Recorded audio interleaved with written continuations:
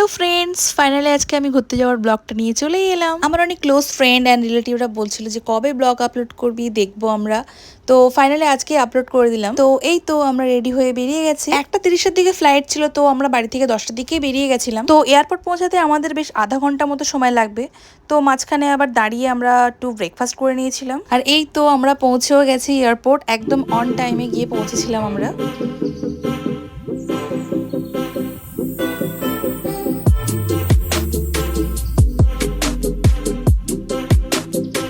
Check in করা ডান, এখন আমরা ভিতরে চলে গেছি। তো ভাবলাম যে একটু পুরো এয়ারপোর্টটাকে এক্সপ্লোর করা যাক, হাতে বেশ অনেকটা টাইম ছিল।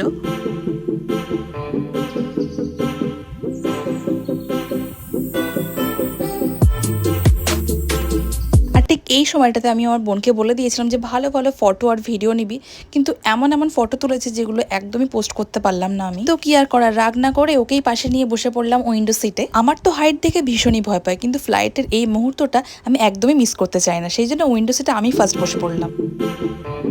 কিছুক্ষণের মধ্যে বোন তো মাথা খারাপ করে দিচ্ছে যে চল ওঠ উইন্ডো সিট থেকে, আমি বসবো।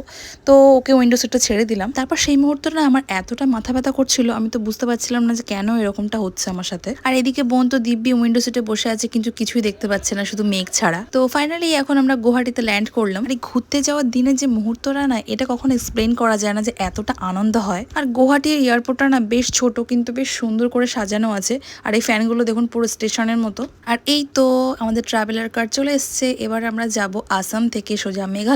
যেতে যেতে আমরা এই রেস্টুরেন্টে দাঁড়িয়েছিলাম, কারণ আমরা লাঞ্চ করব সেই জন্য। আর ওদিকে আমি একটা জিনিস নোটিস করলাম যে ওদিকে সব হোটেলে মেয়েরাই বেশি কাজ করে। তারপরে চলে এলো আমাদের লাঞ্চ। তো লাঞ্চ দেখে আমি তো পুরো অবাক, মানে একটাও জিনিস আমি দেখে শান্তি পাচ্ছি না, এমন এমন দেখতে আর খেতে তো একদমই বাজে। তো ভালোভাবে তো খেতে পারলাম না, সেই জন্য শুকনো খাবার দিয়েই চালিয়ে নিলাম। তারপরে আবারও যেতে হয় বেশ অনেকটা, প্রায় 4 ঘন্টা মতো লেগেছিল। আর সন্ধ্যাবেলায় আমরা এখানে রেস্টুরেন্টে দাঁড়িয়েছিলাম। তারপর ওখান থেকে নিয়েছিলাম চা, কিন্তু চায়ের ভাঁড়ে একটা এত বাজে গন্ধ ছিল যে আমি খেতে পারিনি। তারপরে কেনা হলো এই ফ্রুটটার নাম হলো সফি। এই ফ্রুটটা তোমরা কেউ খেয়ে থাকলে অবশ্যই কমেন্ট করে জানিও। আর দেখে তো বুঝতেই পারছো এটার টেস্ট কেমন ছিল, একদমই টক মিষ্টি, পুরো স্ট্রবেরির মতো লেগেছে আমার। বাট স্ট্রবেরির টেস্টটা একটু বেশি ভালো হয়, বেশি একটু মিষ্টি হয়। তো এই যে ফাইনালি আমরা এত রাস্তা জার্নি করে আমরা পৌঁছে গেলাম শিলংয়ে। আর এগুলো হচ্ছে শিলংয়ের ট্যাক্সি, যারা আগে দেখোনি তারা দেখে নাও। হোটেল পৌঁছে ফ্রেশ হয়ে আমরা চলে গেলাম ডিনার করতে। ডিনারে খেয়েছিলাম রুটি, আর তার সঙ্গে খেয়েছিলাম এসব হাবি জাবি। ডিনার শেষে আমি তো ভীষণই টায়ার্ড, কিন্তু এনাদের তো গল্প শেষ হচ্ছে না। তো এখানে এখন নেক্সট ডে প্ল্যানিং চলছে। তো